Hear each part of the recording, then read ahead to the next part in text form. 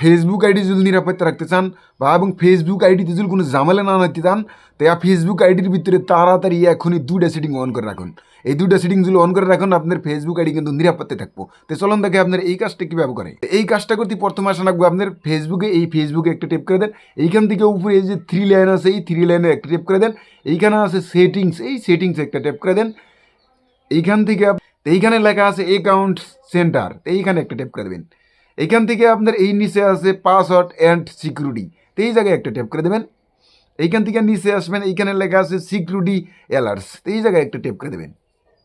এইখানে ট্যাপ করে দেওয়ার পরে এই যে এইখানে 2টা অপশন আছে, এই 2টা অপশন যদি আপনার অফ থাকে, তাহলে এই 2টা অপশনই আবার এভাবে কী করবেন, ট্যাপ দিয়ে আপনি অন করে দেবেন।